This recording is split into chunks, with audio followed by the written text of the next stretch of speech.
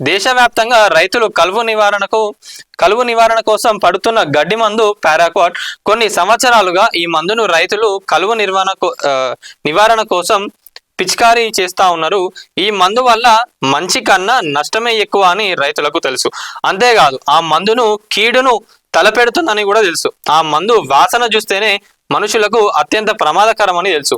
ఆ మందును పిచికారీ చేయడానికి రైతులు తమ ముక్కులోకి కనీసం గాలి దూరనంత టవాళ్ళు కూడా కప్పుకొని మరి పిచికారీ చేసేవాళ్ళు. ఏంటంటే ఆ గాలి కూడా చిన్నగా, అదే చెప్తున్నా, ఏంటంటే వాసనకే చనిపోయిన రైతులు కూడా కొంతమంది ఉన్నారు. మరి అది మనం స్ప్రే చేసేటప్పుడు కూడా ఎంత కేర్ఫుల్ తీసుకోవాలి. ఇప్పుడు మనం అంటే ఇంట్లోనే జనరల్గా మనం సిటీస్లలో చూసుకుంటే ఏదైనా ముట్టుకోవాలన్నా డస్ట్ ఉన్నా కూడా ఇంకా గ్లౌజులు వేసి శానిటైజర్లు పెట్టి ఇన్ని చేస్తాం. దానివల్ల మనకు అంత ఏమి ఎఫెక్ట్ కాదు. ఇక్కడ వీళ్ళేమో ఇన్ని కెమికల్స్ పంట పండియడానికి ఇన్ని కెమికల్స్ వాడుతూ ఉన్నప్పుడు వాళ్ళు ఎంత సేఫ్టీ మెజర్స్ తీసుకోవాలి? ఏం తీసుకోరు వాళ్ళకి ఆ సేఫ్టీ మెజర్స్ కూడా ఎవరు ఇయ్యరు. వాళ్ళకి ఏం తెలుస్తుంది పాపం.